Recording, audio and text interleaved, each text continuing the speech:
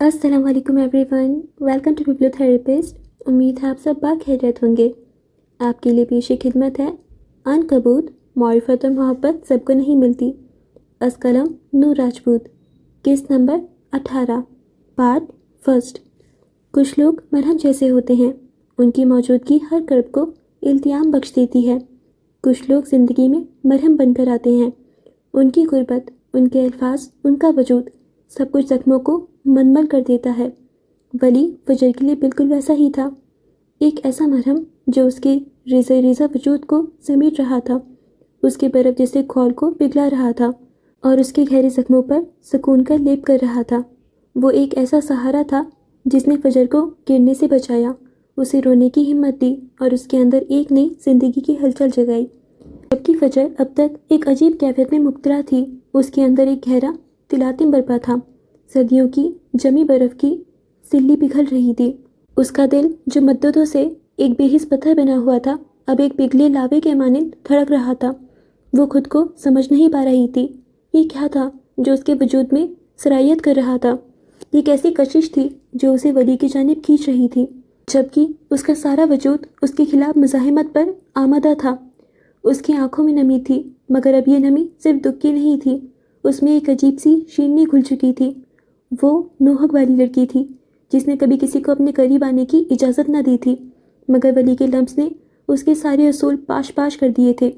उसके ज़ख्मों पर उसका लम्स मरहम बन गया था, मगर वो इस हकीकत को तस्लीम करने से गुरेज़ा थी। वो अपने अंदर उठने वाली उस नई हलचल से खौफज़दा थी। वो एक ऐसी धड़कन थी जो उसे दोबारा ज़िंदगी का एहसास दिला रही थी, एक ऐसी रोशनी जो उसकी तारीख वजूद में झांकने लगी थी। ये एक लम्हाती कमज़ोरी थी, वो नहीं जानती थी, मगर उसके अंदर की जंग तेज़ हो चुकी थी। एक हिस्सा उसे वली से दूर धकेल रहा था, उसे उस गुर्बत से भागने पर उकसा रहा था, जबकि दूसरा हिस्सा उसे उसकी जानिब खींच रहा था। वो अपने टूटे हुए ज़ब्त, अपने बहते आंसुओं और अपने अंदर की उस हलचल पर हैरान थी। वो नहीं जानती थी कि इस कैफियत से कैसे निपटे। उसके तमाम तरदिफाम, तमाम तरसूल वली के एक लम्स और चंद लफ्ज़ों के सामने रेत की दीवार साबित हुए थे। उसके जाने के बाद एक गहरी सांस लेकर खुद को काबू करने की कोशिश की, मगर बेसूद। उसका चेहरा अभी तक सुर्ख भभूका था और वली की खुशबू अभी तक उसे अपने हिसार में लिए हुई थी। उसने अपना सर झटका, जैसे उन तमाम एहसासात से छुटकारा पाना चाहती हो। नज़र शेल्फ पर रखी किताबों की जानिब उठी और उसने बेख्याल में दोस्तोफ़िस्की की एक किताब उठा ली। कांच पर बैठकर उसने वर्क पलटे, मगर उसकी नज़रें महज लफ्ज़ गिन रही थीं। दिमाग पूरी तरह किचन से आती धीमी धीमी आवाज़ की जानिब लगा हुआ था। चूल्हे पर किसी चीज़ की पकने की धीमी सी सरसराहट, बर्तनों के खड़खड़ाने की आवाज़ और कभी कभार वली के गुनगुनाने की मध्यम सी धुन। वो बस वहीं खोई रही जब तक थक कर उसने किताब एक जानिब ना रख दी। आज के तमाम वाक़यात ने उसे बुरी तरह थका दिया था। किचन से आती भूख बढ़ा देने वाली खुशबू ने उसकी थकन में मज़ीद इजाफा कर दिया। फ्रेश होने का इरादा करते हुए वो उठ खड़ी हुई, मगर उठते ही उसकी नज़रें अपने पाँव की जानिब गईं। हाई हील्स में उसका पाँव बुरी तरह दुख रहा था। वो फिर से वहीं बैठ गई। उसने जूते उतारने की कोशिश की, मगर स्ट्रैप खुल ही नहीं रही थी। उसी असना में वली नमूदार हुआ। बेगम, खाना तैयार है। उसकी आवाज़ पर फजर ने सर उठाकर उसे नहीं देखा। वली ये देख चुका था और धीरे से उसके करीब आया। बिना कुछ कहे वो पंजों के बल फजर के कदमों में बैठ गया। फजर ने चौंक कर सर उठाया और फिर फ़ौरन सीधी होते हुए अपने पाँव पीछे किए। मैं कर देता हूँ। वली का लहजा संजीदा था। वो खुद भी फ्रेश हो चुका था और उसके माथे पर चंद गीले बाल चमक रहे थे। उसके मना करने के बावजूद वली ने बगैर किसी हिचकिचाहट के उसका पाँव पकड़ा और फिर स्ट्रैप खोलने लगा। फजर उसे ही देखती रह गई। उसके घने कत्थई बाल, साफ रंगत, वजीह नकूश और भरपूर जिसामत। उसकी नज़रें वली के चेहरे पर मौजूद निशान पर टिक गईं। क्या होता अगर उसके चेहरे पर ये निशान ना होता? शायद वो दुनिया का हसीन तरीन मर्द कहलाया जाता, मगर ये निशान, ये चांद पर दाग था। कैसे आया था? वो गहरी नज़रों से उसे देखते हुए सोच रही थी। एक लम्हे को उसके दिल में आया कि वो उस निशान को छू कर देखे। क्या वो असली था? क्या उसे इस जख्म के वक्त तकलीफ़ हुई थी? ढेरों सवाल थे, मगर वो पूछ नहीं सकती थी। वो उसके दूसरे पाँव का स्ट्रैप खोल रहा था। جب دونوں پاؤں جوتوں کی قید سے آزاد ہوئے تو اس نے سر اٹھایا۔ فجر نے خود کو اسے تکتے ہوئے پایا تو فوراً رخ موڑ لیا۔ اس کے لبوں پر ایک نرم سی مسکراہٹ ابھری۔ فریش ہو جائیں، میں انتظار کر رہا ہوں۔ وہ اٹھ کر چلا گیا جبکہ فجر اپنے پیروں سے کھڑی ہوئی۔ ایک لمحے کے لیے تو اسے اپنے پیر محسوس ہی نہیں ہوئے۔ ہیلز پہنے رہنے کی وجہ سے اس کے پاؤں اکڑ گئے تھے۔ 15 منٹ بعد جب وہ باتھ روم سے باہر نکلی تو وجود میں ایک ٹھنڈک اور سکون کا احساس تھا۔ شفاف چہرہ اور گیلی آستین لیے وہ ڈائننگ ہال کی جانب بڑھی جہاں ایک نسبتاً چھوٹی سیاہ میز پر ولی کھانا لگا رہا تھا۔ ماحول نیم تاریک تھا اور اس تاریکی میں میز کے عین وسط میں رکھی الیکٹرک کینڈلز کی مدھم زرد روشنی ایک عجیب سا سحر طاری کر رہی تھیں۔ اس نے واقعی اسے ایک کینڈل لائٹ ڈنر بنا دیا تھا۔ فجر کے قدم ایک پل کو رکے، پھر وہ آگے بڑھ گئی۔ اس کے قریب پہنچنے پر ولی نے کرسی کھینچ کر اسے بیٹھنے کا اشارہ کیا۔ جو سامان پڑا تھا میں نے اسے اسٹیک بنایا ہے، شاید آپ کو پسند آ جائے۔ اس کی نظریں میز پر مرکوز تھیں، جیسے وہ جان بوجھ کر اسے دیکھنے سے گریز کر رہا ہو تاکہ وہ مزید انکمفرٹیبل محسوس نہ کرے۔ تمہیں کوکنگ آتی ہے؟ فجر نے کرسی پر بیٹھتے ہوئے حیرت سے پوچھا۔ اس کی آواز میں اب وہ پہلے جیسی تلخی نہیں تھی۔ پہلے تو انڈا ابالنا بھی نہیں آتا تھا، پھر نیل کے کیفے پر تھوڑا بہت سیکھ لیا، وہ مصروف سے انداز میں بتا رہا تھا۔ اس کے بیٹھنے پر اس نے کرسی کو میز کے قریب کیا۔ تھینک یو، وہ بس اتنا ہی کہہ پائی۔ اس کی یہ ساری توجہ، یہ احتیاط اسے مغلوب کر رہی تھی۔ ویلکم بیگم، وہ بس کچن کی جانب بڑھ گیا جبکہ فجر کی نظریں میز پر چنے لوازمات پر جم گئیں۔ اسٹیک کے ساتھ گارلک بریڈ اور چند سنیکس بھی فرائی کیے گئے تھے۔ کھانے کی اشتہا انگیز خوشبو سے اس کی بھوک مزید چمک اٹھی تھی۔ وہ ٹھنڈے پانی کے جگ اور 2 گلاس لے کر آیا اور پھر کرسی کھینچ کر اس سے تھوڑے فاصلے پر بیٹھ گیا۔ شروع کریں، میں جانتا ہوں آپ کو بھوک لگی ہے۔ فجر نے چھری کانٹا اٹھایا اور اسٹیک کا ایک ٹکڑا کاٹنے کی کوشش کی۔ شٹر شٹر کرتی اسٹیک کی آواز خاموش ماحول میں گونجی۔ وہ گرم تھی۔ اس نے چھری واپس رکھی اور کانٹے سے ایک نگٹ اٹھا لیا۔ ویسے اگر باہر گرمی نہ ہوتی تو میں یہ ٹیبل باہر بالکونی میں لگاتا۔ ولی نے خود چھری کانٹے سے اسٹیک کے چھوٹے چھوٹے مناسب ٹکڑے کرتے ہوئے اس کی پلیٹ میں رکھ دیے۔ وہ اس کے کھانے میں بھی آسانی پیدا کر رہا تھا۔ فجر نے حیرت سے اپنی پلیٹ اور پھر اس کے چہرے کو دیکھا۔ اس شخص نے یہ سب کہاں سے سیکھا تھا؟ یہ آداب، یہ خیال رکھنے کا انداز، وہ یہ کہاں سے سیکھ کر آیا تھا؟ تم تو کہہ رہی تھے کہ ہمارے رشتے کا رئیس کو پتہ نہیں چلنا چاہیے، اب تم نے اتنے لوگوں کے سامنے چیخ چیخ کر اعلان کر دیا ہے، اس کا کیا؟ فجر نے بھویں سکیڑ کر اسے دیکھا۔ وہ اب خود کو سنبھال چکی تھی اور معاملات کو اپنے کنٹرول میں لانا چاہتی تھی۔ اس کی بات سن کر وہ ہنس دیا، پھر نظریں اٹھا کر اسے دیکھا۔ کانٹے پر لگا نگٹ ہوا میں معلق تھا اور اب وہ جواب طلب نظروں سے اسے ہی دیکھ رہی تھی۔ بیگم، آپ اسٹیک کھائیں، بگ بی کو میں دیکھ لوں گا۔ وہ اتنا پرسکون تھا کہ فجر چڑ گئی۔ تم مجھے بیگم کہنا بند کرو گے؟ مجھے زہر لگ رہا ہے یہ لفظ، ضروری ہے بار بار یاد کروانا کہ میں تمہاری بیوی ہوں؟ وہ تب کر بولی۔ ولی نے بامشکل اپنے لبوں پر آئی مسکراہٹ کو روکا۔ آپ کو لگتا ہے آپ میری بیوی ہیں، اس لیے میں آپ کو بیگم کہتا ہوں؟ اس نے سنجیدگی سے مگر آنکھوں میں شرارت لیے فجر کو دیکھا۔ وہ اس کی بات پر الجھ گئی۔ تو پھر کیوں بلاتے ہو؟ اس نے بیزاری سے پوچھا۔ اس پر ولی نے چھری کانٹا میز پر رکھا، کرسی پر ذرا سا آگے ہو کر اور اپنی کوہنیاں میز پر ٹکائیں۔ اس کی گہری نظریں فجر کے چہرے پر جمی تھیں۔ شطرنج کھیلی ہے کبھی آپ نے؟ اس کے غیر متوقع سوال پر فجر نے سر ہاں میں ہلایا۔ شطرنج کی بساط پر سب سے اہم مورا بادشاہ کا ہوتا ہے، لیکن سب سے کمزور بھی۔ وہ ہر سمت میں صرف ایک قدم چل سکتا ہے۔ ساری فوج اس کی حفاظت کے لیے مرتی ہے، کرتی ہے، لیکن وہ خود بے بس ہوتا ہے۔ وہ ایک لمحے کو رکا، جیسے اس کی توجہ کو مکمل طور پر اپنی گرفت میں لے رہا ہو، مگر پھر بساط پر ایک اور مورا ہوتا ہے، وزیر، جسے بیگم بھی کہتے ہیں۔ وہ شطرنج کا سب سے طاقتور مورا ہے۔ وہ کسی بھی سمت میں جہاں تک چاہے جا سکتی ہے۔ وہ حملہ کرتی ہے، دفاع کرتی ہے، بادشاہ کو بچاتی ہے اور مخالف کی پوری فوج کو تہس نہس کر سکتی ہے۔ وہ اکیلی پوری بساط کو کنٹرول کرتی ہے۔ بادشاہ نام کا حاکم ہوتا ہے، اصل طاقت تو بیگم کے ہاتھ میں ہوتی ہے۔ اس نے اپنی کتھی آنکھوں سے فجر کو دیکھا، جن میں ایک عجیب سی چمک تھی۔ جب میں آپ کو دیکھتا ہوں تو مجھے وہ بے بس بادشاہ نظر نہیں آتا جس کی حفاظت کرنی ہے، مجھے وہ بیگم نظر آتی ہے، طاقتور، آزاد، جو اپنی جنگ خود لڑنا جانتی ہے، جو کسی بھی سمت میں جانے کی ہمت رکھتی ہے۔ میں آپ کو بیگم اس لیے نہیں کہتا کہ آپ میری بیوی ہیں۔ میں آپ کو بیگم اس لیے کہتا ہوں کیونکہ میں آپ کی طاقت کو تسلیم کرتا ہوں۔ آپ وہ ملکہ ہیں جو اپنی بساط کی خود حاکم ہیں۔ اس کی آواز ہال کی خاموشی میں تحلیل ہو گئی۔ فجر سحر زدہ سی اسے دیکھتی رہ گئی۔ اس کے پاس کہنے کو کچھ بھی نہیں بچا تھا۔ ولی نے اس کے ہر دفاع، ہر اعتراف کو ایک ہی بار میں پاش پاش کر دیا تھا۔ وہ لفظ بیگم جسے وہ اپنی قید کی زنجیر سمجھ رہی تھی، وہ تو اس کی طاقت کا اعتراف تھا۔ اس شخص نے اس کے سب سے بڑے خوف، اس رشتے کی حقیقت کو ایک ایسی طاقتور اور خوبصورت مثال میں بدل دیا تھا کہ اس کے پاس کوئی جواب نہیں تھا۔ چند لمحے اسے یوں ہی دیکھنے کے بعد آخر وہ تب کر بولی، آواز میں طنز بھرنے کی ناکام کوشش کر رہی تھی، اور تم کون ہو بادشاہ؟ اس پر وہ کھل کر ہنس دیا۔ اس کی ہنسی کی گونج اس پرسکون ماحول میں کھنکی۔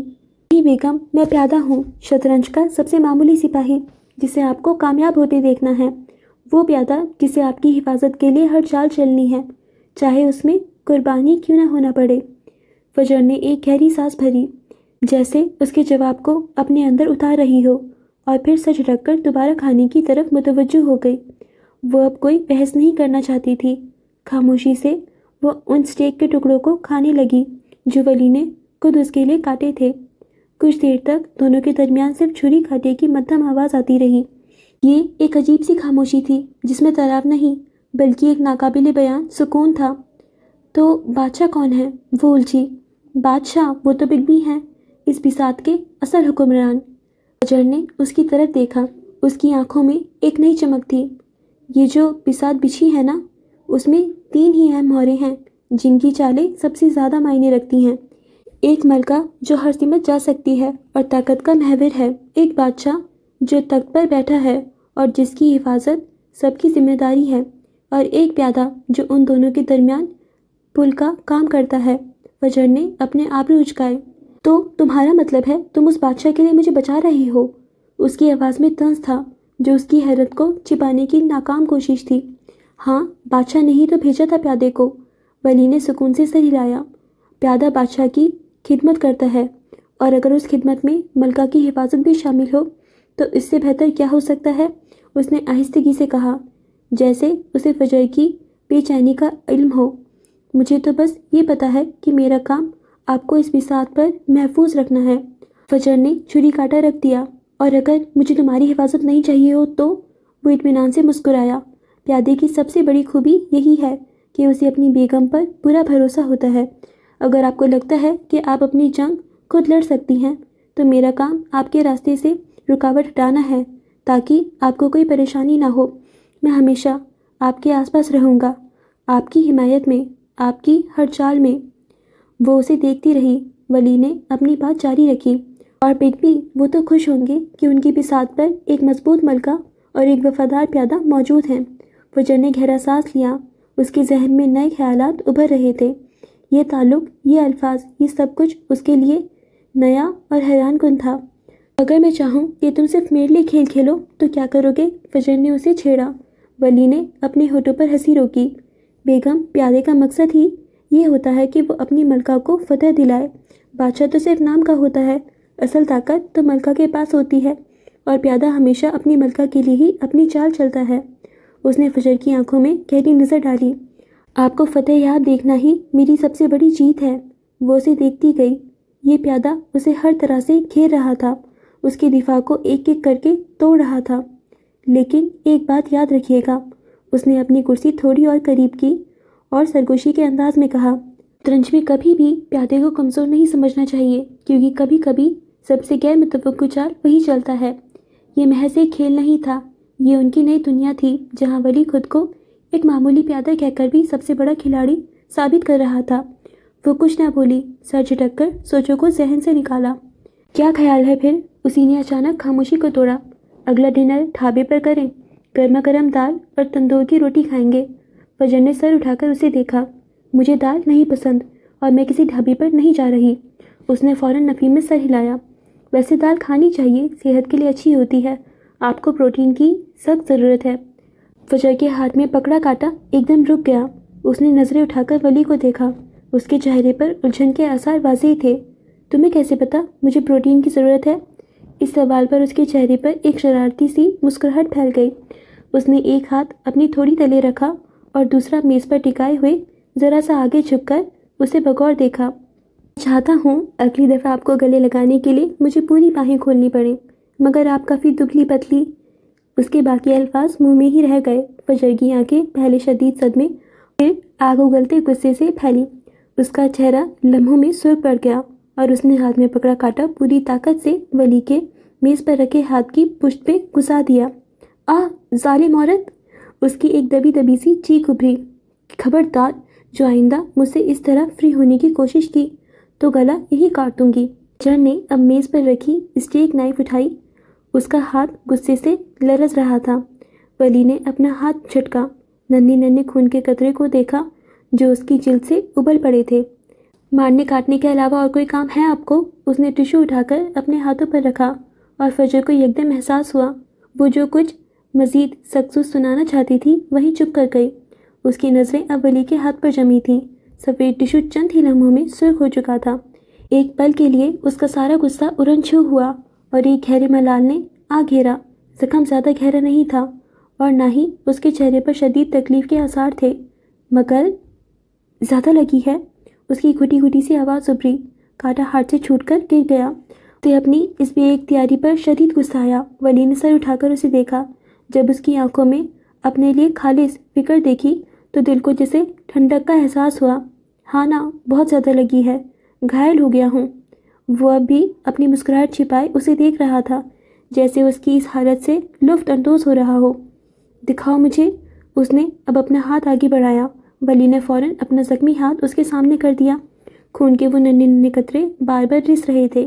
اسے اب شدید افسوس ہو رہا تھا۔ فرسٹ ایڈ باکس کہاں ہے؟ وہ یہ پوچھتے ہوئے اپنی جگہ سے اٹھی۔ کچن میں دائیں جانے والے دوسرے کیبنٹ میں۔ وہ اس پر نظر جمائے مسرور سی کیفیت میں بولا۔ وہ تیز قدموں سے کچن کی جانب بڑھی اور کچھ ہی دیر میں سفید رنگ کا ڈبہ اٹھائے واپس آئی۔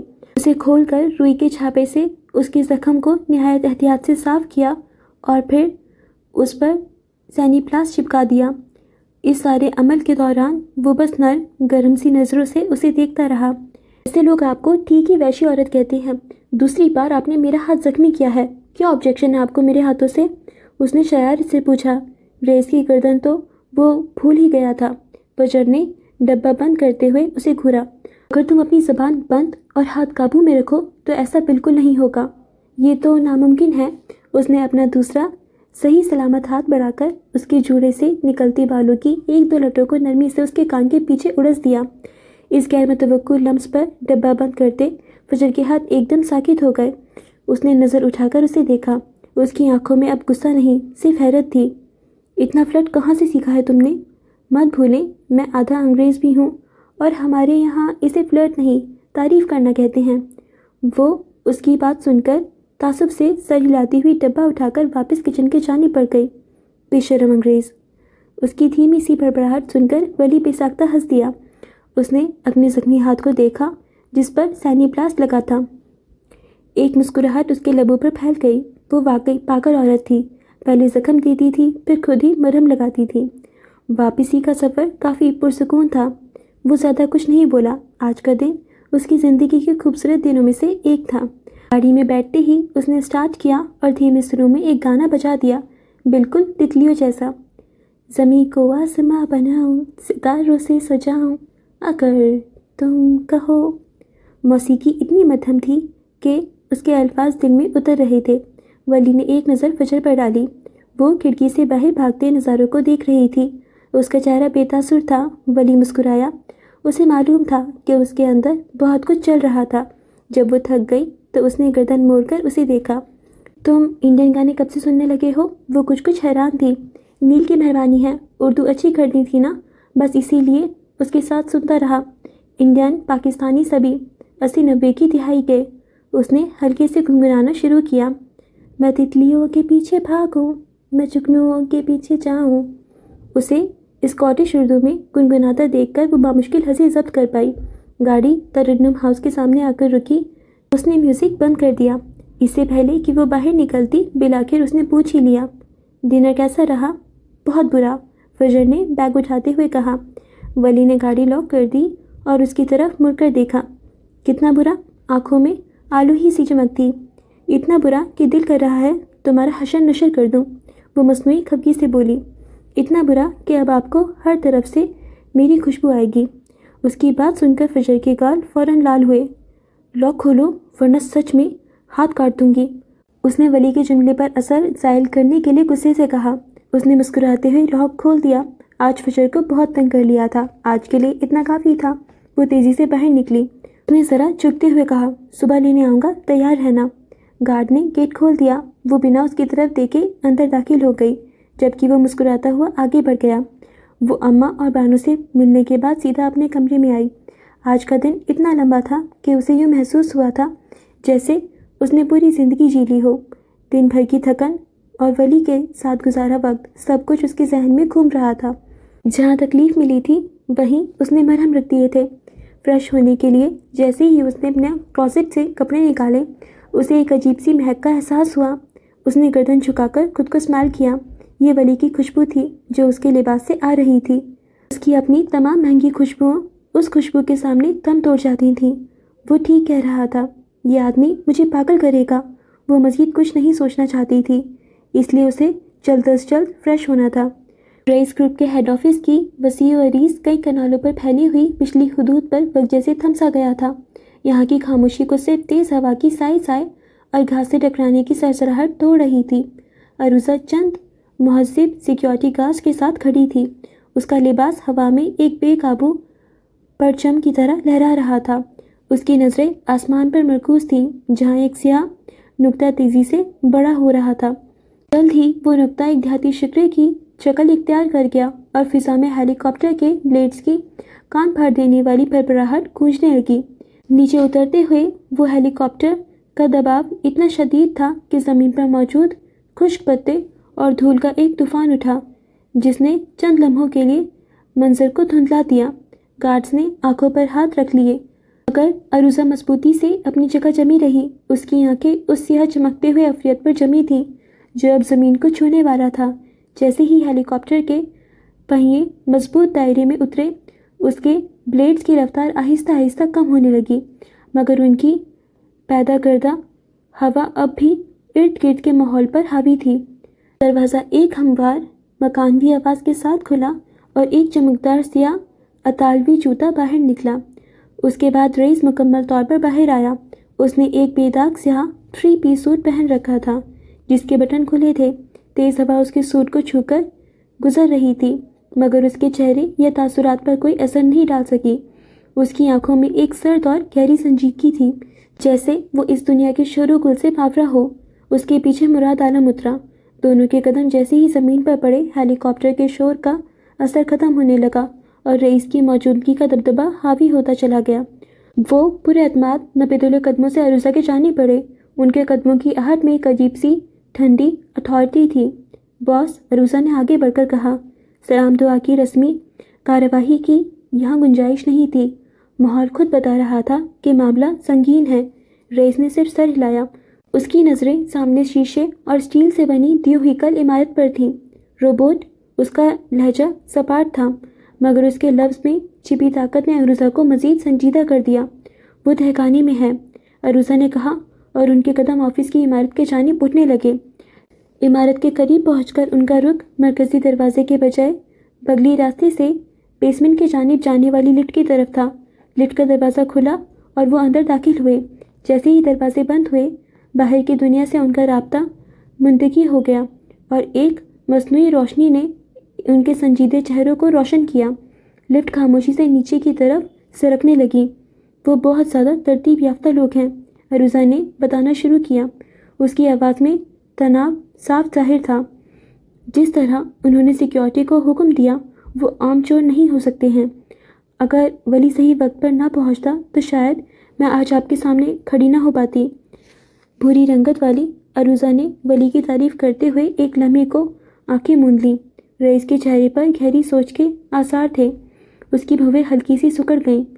یہ کون سا نیا گروا تھا جس کے کارندے اس کی سلطنت کے دل تک پہنچنے کی جرات کر چکے تھے، اور ان کی ہمت اتنی تھی کہ اس کے لوگوں کے بدترین تشدد کے بعد بھی انہوں نے زبان نہیں کھولی تھی۔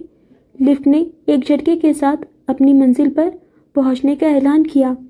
बेसमेंट में पहुंचते ही लिफ्ट का दरवाज़ा खुला तो सामने ही एक लंबा मध्यम रोशनी वाला कॉरिडोर था।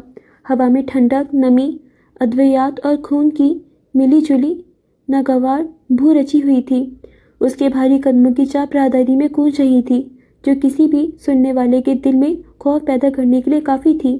कॉरिडोर के आखिर में एक भारी स्लाइडिंग दरवाज़ा था, जिसे गार्ड ने खोला। दरवाजे के खुलने की सनसनाहट के साथ ही वो अंदर दाखिल हुए। सामने का मंजर किसी डरावने ख्वाब का हिस्सा लगता था। कमरे के बीच में दो भारी कुर्सियों से दो आदमी मजबूत आहंगी जंजीरों में जकड़े हुए थे। उनके कपड़े फटे हुए और जिस्म जगह जगह से लहूलुहान था। तशद्दुद के निशान उनके चेहरों और बाजुओं पर वाज़ेह थे, मगर उनकी आंखों में तकलीफ से ज़्यादा कुछ और था। भारी कदमों की चाप सुनकर उन्होंने आहिस्ता आहिस्ता अपनी सूजी हुई आंखें खोलीं। सामने रईस अपने पूरे कद के साथ खड़ा था। उसका साया दीवार पर एक दियो के मानिंद पड़ रहा था। उसे देखते ही एक कैदी के लहूलुहान चेहरे पर एक अजीब तंजिया मुस्कुराहट उभरी। रईस औरंगज़ेब, एक ने थूक निगलते हुए जख्मी लहजे में कहा। उसकी आवाज़ में दर्द था, मगर खौफ नहीं। रईस ने कोई जवाब नहीं दिया, बस अपनी सर्द निगाहें उन पर गाड़ दी। मैं आ गया हूँ, आखिरकार वो बोला। उसका लहजा इतना सपाट और सर्द था जैसे किसी मशीन से निकला हो। दोनों कैदियों के चेहरों पर एक अजीब सी फातिहाना चमक उभरी, जैसे वो उसी लम्हे का इंतज़ार कर रहे हों। आ गए हो तो कान खोल कर सुन लो। दूसरा कैदी हंसा। उसकी हंसी में खनखनाहट और तकलीफ शामिल थी। तुम्हारी उल्टी गिनती शुरू हो चुकी है। रईस के चेहरे पर पहली बार कोई तासुर उभरा। ये खौफ या गुस्सा नहीं, बल्कि रौनियत भरी मुस्कुराहट थी।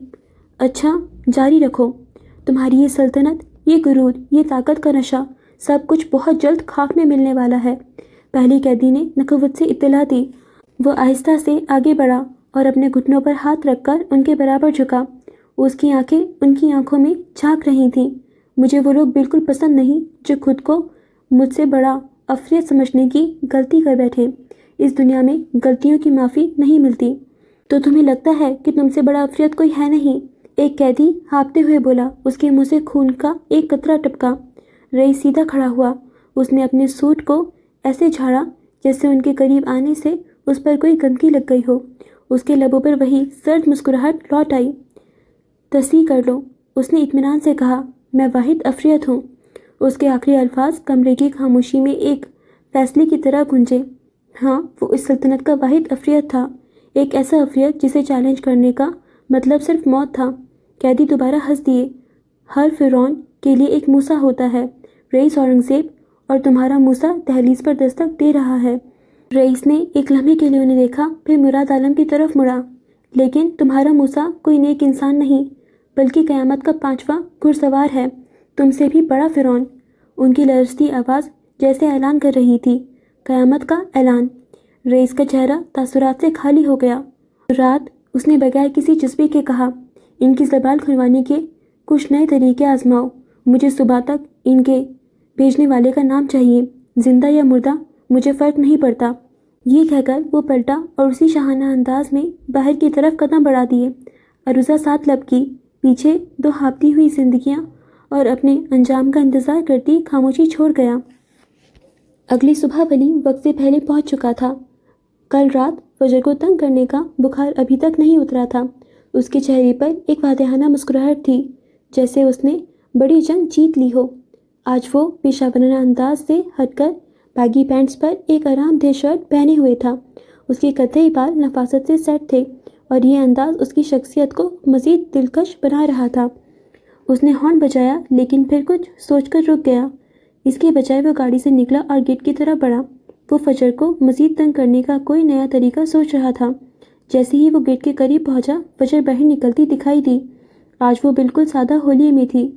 घुटनों तक आता खुला हल्का जर्द कुर्ता और उसी रंग का ट्राउज़र। बाल आज ढीले से एक रुमाल में बंधे थे। उसने आरामदेह लोफर्स पहने हुए थे। स्कार्फ गर्दन के गिर्द लिपटा हुआ था, जो उसे एक मासूमाना सा रूप दे रहा था। आज वो बॉस कम और एक स्टूडेंट ज़्यादा लग रही थी। एक लम्हे को वो उसे देखकर ठिठक गया। क्या कहना था सब भूल गया। वो बस मॉर्निंग ही कह पाया। फजर ने सर हिलाया और गाड़ी में बैठ गई। वली ने गाड़ी स्टार्ट की और वो दोनों खामोशी से आगे बढ़ने लगे। फजर अपने फ़ोन में मसरूफ़ हो गई। جیسے وہ دنیا و مافیا سے بے خبر ہو۔ وہ بار بار اسے چوری چھپے دیکھ رہا تھا۔ اسے فجر کا یہ سادہ حلیہ بہت پسند آیا تھا۔ اس کے ہر روپ میں ایک نیا سحر تھا جو ولی کو اپنی جانب کھینچ لیتا تھا۔ اس کے دل میں ایک عجیب سی چہل پہل ہو رہی تھی۔ کافی راستہ خاموشی سے کٹا، پھر اچانک فجر نے سر اٹھایا۔ گاڑی روکو، ولی نے حیرانی سے اسے دیکھا۔ کہاں پر؟ وہاں، فجر نے ایک بک شاپ کی طرف اشارہ کیا۔ مجھے کچھ نئی کتابیں لینی ہیں۔ اس نے اس بات میں سر ہلاتے گاڑی ایک طرف پارک کی اور اس کے ساتھ ہی باہر نکلا۔ اندر سے دکان کافی بڑی تھی اور شیلفوں میں لگی کتابوں کے آس پاس کتابی لوگ گھوم رہے تھے۔ کتابوں کی خوشبو نے پورے ماحول کو معطر کر رکھا تھا۔ فجر کی آنکھوں میں چمک تھی۔ کتابوں کو دیکھ کر اسے یوں لگا جیسے وہ کسی جنتی باغ میں آ گئی ہو۔ وہ تیزی سے ایک شیلف کی طرف بڑھی اور کتابیں اٹھا کر دیکھنے لگی۔ اس کی آنکھوں پر چشمہ جمع ہوا تھا اور وہ کسی فلسفے کی طرح سنجیدگی سے کتابوں کے عنوانات کا مطالعہ کر رہی تھی۔ ولی ایک جانب ٹہل کر اسے دیکھنے لگا۔ اس کے چہرے پر ایک دھیمی سی مسکراہٹ تھی۔ فجر کو کتابوں میں کھویا دیکھ کر اسے عجیب سا سکون محسوس ہو رہا تھا۔ وہ اس کے بالوں کی ڈھیلی سی پونی نما رومال کو دیکھ رہا تھا اور ان سے نکلتی لٹیں جو اس کے نازک چہرے پر جھول رہی تھیں۔ جب وہ بور ہونے لگا تو وہ فجر کے جانب بڑھا۔ ایک بات بتائیں؟ انداز کافی سنجیدہ تھا۔ فجر نے صرف ہوں کہا۔ ایسی لڑکی جو ایک آرٹسٹ ہو، جسے چشمہ لگا ہو اور جو فرانز کافکا کو پڑھتی ہو، اس سے شادی کرنے کے لیے کیا کرنا ہوگا؟ فجر نے پہلے حیرت سے اسے دیکھا، پھر اسے ایک گھوری سے نوازا۔ پہلے خودکشی کرنی ہوگی، پھر دوسرا جنم لے کر آنا ہوگا، کیونکہ پہلے جنم میں تو ناممکن ہے۔ وہ اس کے تپے ہوئے جواب پر بے ساختہ ہنس دیا۔ شکر ہے مجھے پہلے جنم میں ہی مل گئی۔ وہ اس کے جانب جھکتے ہوئے ہولے سے بولا، سرگوشی نما۔ اس سرگوشی میں دنیا بھر کی شرارت تھی، جبکہ فجر نے اسے مکمل نظر انداز کیا۔ ساری کتابیں ایک ساتھ لیں گی؟ ڈھیر ساری کتابیں دیکھ کر وہ پھر سے بولا، بار بار آنے کا ٹائم نہیں ملتا۔ پہلے سوچا تھا لائبریری بنواؤں گی، پھر اب تو کتاب پڑھنے کا ٹائم بھی مشکل سے ہی ملتا ہے۔ وہ کافی سنجیدگی سے کہہ رہی تھی۔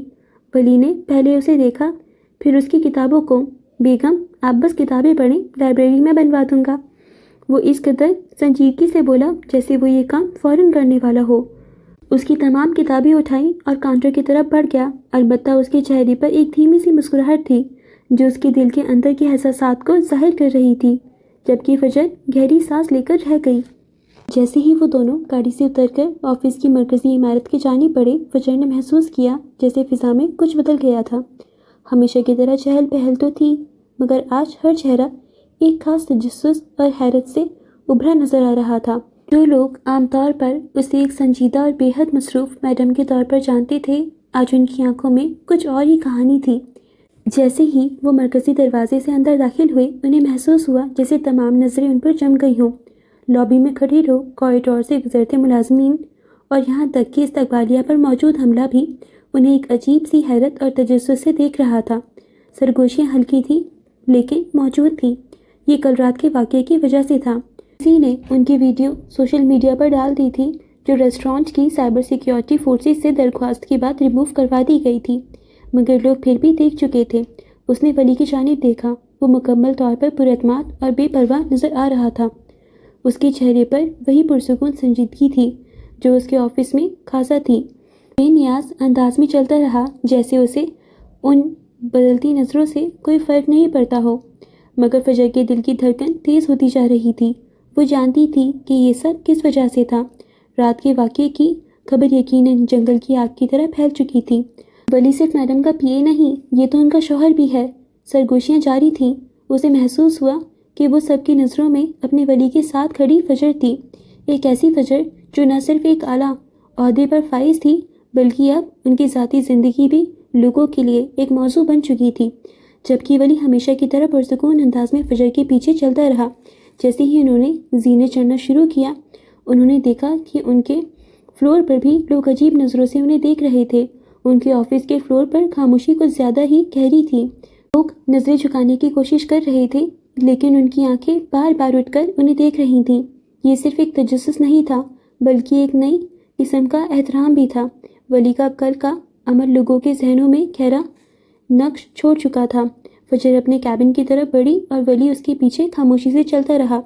ان کے کیبن میں داخل ہوتے ہی لابی میں پھیلی ہوئی سرگوشیوں کا شور بھی آہستہ آہستہ بلند ہونے لگا۔ فجر نے کیبن کا دروازہ بند کیا اور ایک لمبی سانس لی۔ اس کا دل ابھی تک بے ترتیب دھڑک رہا تھا۔ وہ جانتی تھی کہ یہ صرف آج کی بات نہیں تھی، اب ان کے تعلق کی نوعیت بدل چکی تھی اور آفس میں ان کی حیثیت بھی اس سے متاثر ہوگی۔ ولی نے اس کی طرف دیکھا، اس کے چہرے پر دبی ہوئی مسکراہٹ تھی۔ لگتا ہے خبر پھیل چکی ہے، اس نے نرم لہجے میں کہا، جیسے یہ کوئی عام بات ہو۔ فجر نے اسے گھور کر دیکھا۔ یہ کوئی مذاق نہیں ہے، اب ہر کوئی ہمیں مختلف نظروں سے دیکھے گا۔ ولی نے اس کی بات کاٹتے ہوئے پرسکون لہجے میں کہا، آپ اپنا کاروبار دیکھیں، نظریں میں سنبھال لوں گا۔ اس کی آواز میں ایک ایسا پر اعتماد لہجہ تھا جو فجر کو مزید الجھا گیا۔ وہ جانتا تھا کہ اس نے جو کچھ بھی کیا وہ اپنی بیوی کے لیے کیا تھا اور اس میں اسے کوئی شرمندگی نہیں تھی۔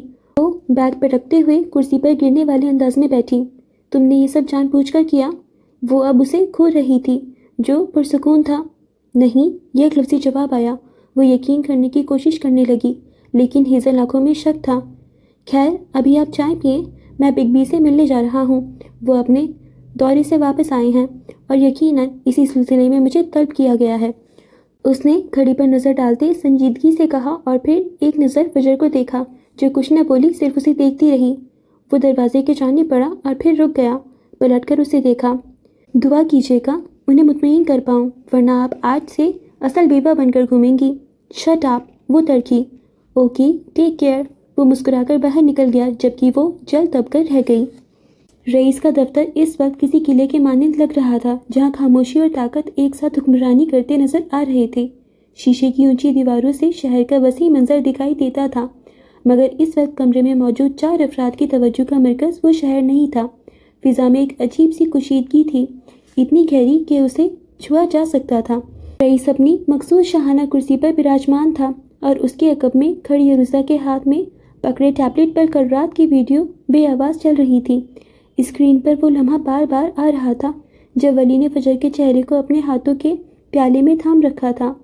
یہ ایک ایسا منظر تھا جس میں اپنائیت بھی تھی اور سرعام ایک اعلان بھی۔ رئیس نے ایک طویل گہری نظر ویڈیو پر ڈالی اور پھر اپنی نگاہیں سامنے بیٹھے ولی پر جما دیں۔ ولی کے ساتھ والی کرسی پر مراد عالم بیٹھا تھا۔ اس کے چہرے پر سنجیدگی اور تفکر کے ملے جلے تاثرات تھے، لیکن ولی وہ حد درجہ پرسکون اور بے تاثر تھا۔ اس کے چہرے پر نہ کوئی خوف تھا نہ پشیمانی۔ ایسا لگتا تھا جیسے وہ کسی دوست سے ملنے آیا ہو، نہ کہ اپنے افریت جیسے ماموں کے سامنے ایک سنگین و وضاحت پیش کرنے۔ رئیس کی سوالیہ نگاہیں گویا اس کے وجود کو چیر کر اندر جھانکنا چاہتی تھیں۔ آخر کار اس نے ہی خاموشی توڑی۔ اس کی آواز میں وہی ٹھہراو تھا جو اس کی شخصیت کا خاصا تھا۔ اب انہوں نے بدتمیزی کی تھی تو مجھے یہ کرنا پڑا، اس نے نہایت سادگی سے کہا۔ اگر میں انہیں سب کے سامنے اپنی بیوی تسلیم نہ کرتا تو وہ عورت کبھی اپنی حرکت پر معذرت نہ کرتی اور جو فجر کا دل دکھاتا اس کا مداوع نہ ہو پاتا۔ وہ اس قدر اطمینان سے بول رہا تھا، ایک لمحے کے لیے رئیس کو بھی حیرت ہوئی۔ اس نے کرسی سے ٹیک لگائی، اس کی انگلیوں نے میز کے کنارے کو تھپتھپانا شروع کر دیا۔ اس کی آنکھوں میں سوچ کی گہری پرچھائیاں ابھر آئیں۔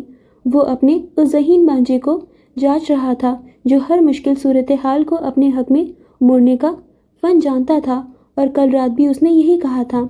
اور اس نے تمہیں اس حرکت پر کچھ نہیں کہا؟ اس بار رئیس کی بھویں تن گئیں۔ اس کے لہجے میں اب بھی شک کی ہلکی سی لکیر تھی۔ ولی کے لبوں پر ایک لمحے کے لیے مسکراہٹ آئی اور فوراً غائب ہو گئی۔ اس نے ایک اداکاری سے بھرپور آہ بھری، اتنی اچھی نہیں ہے وہ جو مجھے بخش دیں گی، یہ دیکھیں ان کی جارحیت کا ثبوت۔ اس نے اپنا ہاتھ آگے بڑھایا جس کی پشت پر ایک چھوٹا سا سینی پلاسٹر چپکا ہوا تھا۔ اس نے احتیاط سے پلاسٹر اتارا اور نیچے موجود زخم دکھایا۔ کانٹا گھسا دیا میرے ہاتھ میں، وہ کس قدر معصومیت اور بے سے بولا کہ رئیس کے تنے ہوئے اعصاب فوراً ڈھیلے پڑ گئے۔ ایک گہری سانس اس کے سینے سے خارج ہوئی۔ اس نے صرف اسبات میں سر ہلایا، گویا اس نے ولی کی منطق اور اس کے نتیجے کو قبول کر لیا تھا۔ عقب میں کھڑی عروسہ کی نظریں اب بھی ولی پر جمی تھیں۔ پتہ نہیں کیوں مگر اس کے اندر کچھ کھٹک رہا تھا۔ ولی کا یوں فجر کو سرعام اپنی بیوی کہنا، اس کے لیے فکر مند ہونا، یہ سب اسے صرف ایک ڈرامے سے کہیں زیادہ لگ رہا تھا۔ اسے اس پرسکون چہرے کے پیچھے چھپے اصلی محرکات نظر نہیں آ رہے تھے اور یہی بات اسے بے چین کر رہی تھی۔ کچھ دیر مزید رسمی گفتگو کے بعد وہ اٹھ کھڑا ہوا۔ مجھے ابھی نکلنا ہوگا، آج کچھ ضروری کام ہے۔ اب وہ مکمل طور پر ریلیکس تھا۔ وہ جانتا تھا کہ اس نے ایک محاذ سر کر لیا تھا، البتہ بادشاہ اور بیگم کے بیچ وہ واقعی ایک گھن چکر بن چکا تھا۔ جیسے ہی وہ دروازے سے باہر نکلا، عروسہ بھی خاموشی سے اس کے پیچھے ہو لی۔ ان کے جاتے ہی دفتر کی خاموشی مزید گہری ہو گئی۔ مراد نے کرسی پر پہلو بدلا اور سنجیدگی سے رئیس کو دیکھا۔ اس کی آنکھوں میں وہ سوال تھا جو ولی کے سامنے نہیں پوچھ سکتا تھا۔ کیا لگتا ہے ولی پر اس قدر اندھا بھروسہ کرنا ٹھیک رہے گا؟ رئیس نے اپنی کرسی گھمائی اور شیشے کے پار پھیلے شہر کو دیکھنے لگا۔ اس کا چہرہ اب بالکل تاثرات سے عاری تھا۔ تم جانتے ہو مراد، میں جب بھروسہ کرتا ہوں تو اندھا بھروسہ کرتا ہوں۔ وہ مجھے جیت چکا ہے۔ وہ ایک لمحے کے لیے رکا۔ دفتر میں مکمل سکوت طاری تھا۔ میں اسے ہرٹ نہیں کرنا چاہتا، لیکن اس نے اپنی بات ادھوری چھوڑ کر ایک لمبا سانس لیا۔ اگر اس نے دھوکہ دیا تو پھر میرے پاس اس کے لیے ایک سرپرائز ہے۔ اس کا چہرہ نہایت سرد اور سپاٹ تھا۔ اس کے لہجے میں برف کی سی ٹھنڈک تھی جس نے مراد کے اندر تک کپکپی طاری کر دی۔ اس ایک پل مراد عالم نے دل کی گہرائیوں سے دعا کی کہ ولی کبھی اپنے رئیس کو دھوکہ دینے کی غلطی نہ کرے۔ وہ دونوں ایک دوسرے سے جس طرح جڑ چکے تھے، اس کے بعد بچھڑنا یا دھوکہ دینا کسی ایک کی نہیں بلکہ دونوں کی تباہی کا باعث بنتا، اور رئیس کا سرپرائز یقیناً کوئی خوشگوار تحفہ نہیں ہو سکتا تھا۔ روحی کے کمرے میں سورج کی کرنیں پردوں سے چھن کر فرش پر رقص کر رہی تھیں اور کمرے میں ایک مدھم اطمینان بخش روشنی پھیلی ہوئی تھی۔ دیواروں پر لگی مکڑیوں کی تصاویر اور کتابوں کے ڈھیر اس بات کی گواہی دے رہے تھے کہ یہ ایک ایسی لڑکی کا ٹھکانہ تھا جو اپنے ہی خیالی دائرے میں خوش رہتی تھی۔ ہوا میں ہلکی سی پھولوں کی خوشبو پھیلی ہوئی تھی، بستر کے قریب رکھے تازہ گلاب کی وجہ سے جو مسٹر حسین کل لائے تھے۔ روحی بستر پر بیٹھی اسکیچ بک پر اٹھی ترچھی لائنیں کھینچ رہی تھی۔ کمرے کا ماحول پرسکون تھا اور پھر جلدی ہی یہ سکون ٹوٹ گیا۔ کیسی ہو روحی بیبی؟ صفدر کی گونجدار چہکتی ہوئی آواز کمرے میں گونجی۔ وہ دروازے سے اندر داخل ہوا۔ اس کے بال نفاست سے سیٹ تھے اور اس کے چہرے پر صبح کی تازہ مسکراہٹ تھی۔ وہ نقص آفس جانے کے لیے تیار تھا۔ مجھے بیبی مت بلائیں، اس نے چڑھ کر کہا، لیکن اسکیچ بک سے نظریں نہیں اٹھائیں۔ صفدر کے چہرے پر حیرت کا تاثر ابھرا۔ اچھا، کیوں؟ اس نے پوچھا، جیسے اس کی بات سمجھنے سے قاصر ہو۔ وہ آہستہ آہستہ بیڈ کی طرف بڑھا اور اس کے سرہانے کھڑا ہو کر اس کا اسکیچ دیکھنے لگا۔ روحی نے ایک لمبی سانس لی اور اپنے ماتھے پر بل ڈالے۔ میں 15 سال کی ہوں، بیبی نہیں ہوں، اس نے مصنوعی خفگی سے کہا اور اپنی نظریں اسکیچ پر جمائے رکھیں۔ اس کے لہجے میں ایسی معصومیت تھی کہ صفدر ہنس پڑا۔ اس کی ہنسی کمرے میں گونجی جس میں صبح کی طراوت اور شرارت کا امتزاج تھا۔ چلو ٹھیک ہے مس 15 سالہ روحی، صفدر نے مسکراتے ہوئے اس کے سر پر ہاتھ رکھا۔ میں آفس جا رہا تھا، سوچا تم سے ملتا چلوں۔ وہ مڑ کر واپس پلٹنے لگا۔ اس کے قدموں میں ہلکی سی تیزی آ گئی تھی، جیسے وہ وقت ضائع نہیں کرنا چاہتا تھا۔ پہلے ہی دیر ہو چکی تھی۔ آپ اور فجر آپی کے درمیان کیا چل رہا ہے؟ روحی کی آواز نے اسے روک لیا۔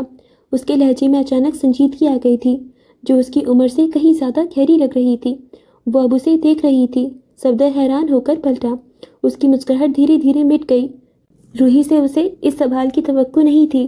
اس نے اپنی بھویں اوپر کی جیسے وہ اس بات پر یقین نہیں کر پا رہا تھا کہ اس کی روحی نے یہ سوال پوچھا تھا۔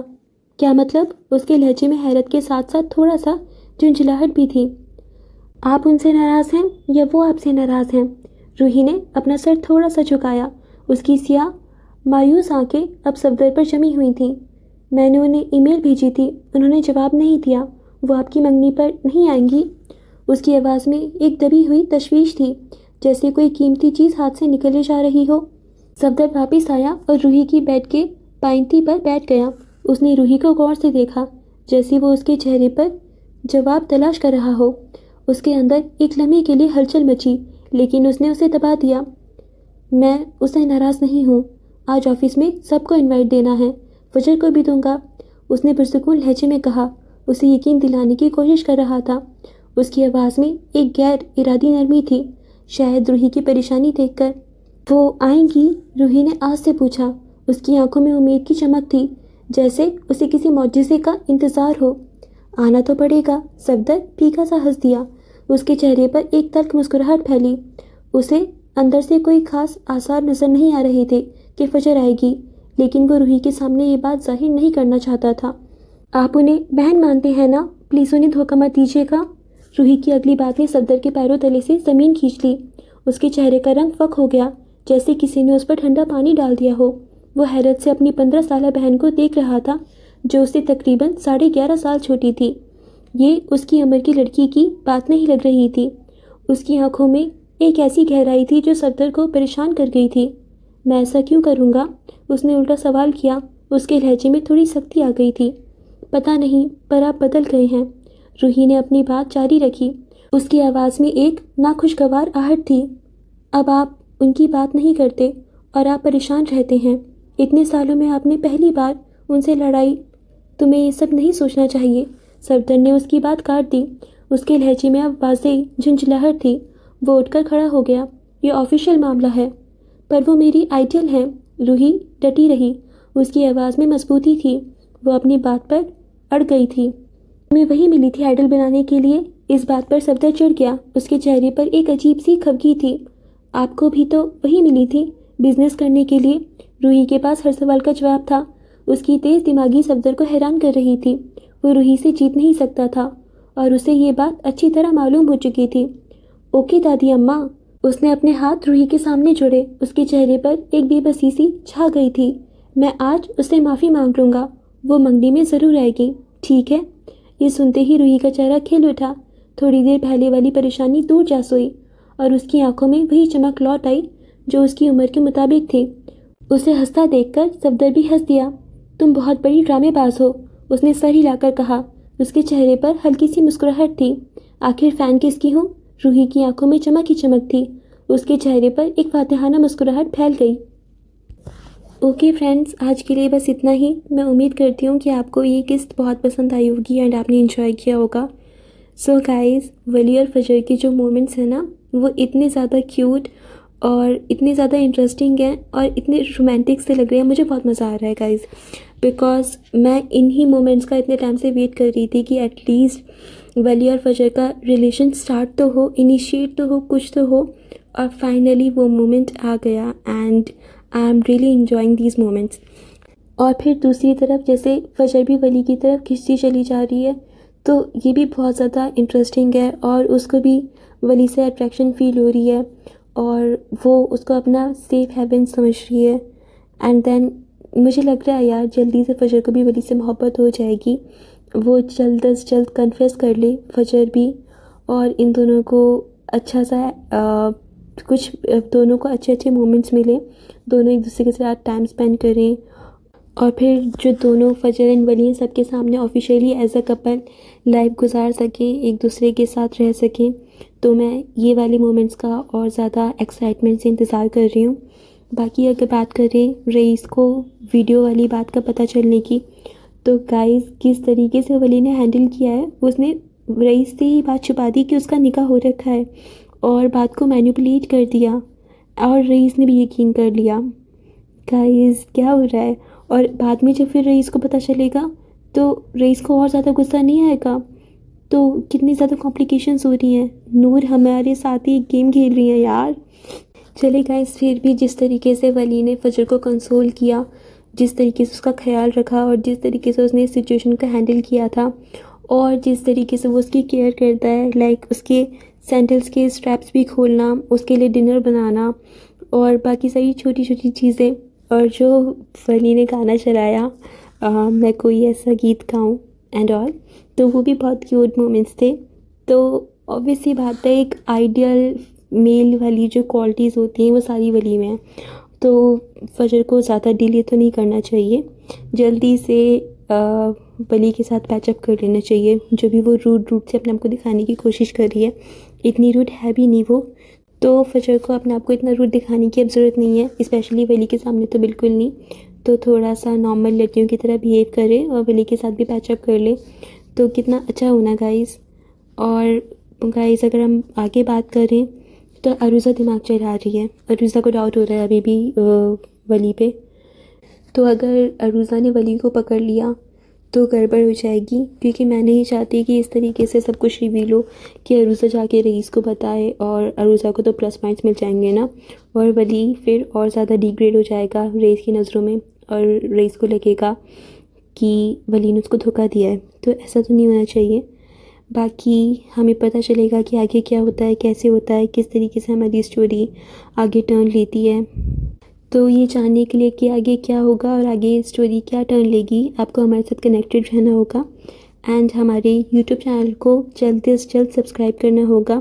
تو پلیز گائز، اگر آپ نے ابھی تک ہمارے چینل کو سبسکرائب نہیں کیا ہے تو پلیز سبسکرائب کر لیجیے اینڈ ہمارے انسٹاگرام اکاؤنٹ کو بھی فالو کر لیجیے۔ اور اگر آپ کو ناولز اچھی لگتی ہیں، ناول سننا پسند ہے، تو آپ خود بھی ناولز انجوائے کریں اینڈ اپنے فیملی، کزنس، فرینڈس، کولیگس سب کے ساتھ شیئر کریں اور ان سے بھی کہیں کہ پلیز وہ ہمارے چینل کو سبسکرائب کر دیں۔ سو ڈیئر فرینڈس، اب ہم ملیں گے 18ویں قسط کے سیکنڈ پارٹ میں۔ تب تک کے لیے آپ باقی ناولز انجوائے کریں اور ہمیں سپورٹ کرتے رہیں اور ہماری ویڈیوز کو بھی پلیز لائک کر دیں۔ So dear friends, take care of yourself and your love ones. خدا حافظ۔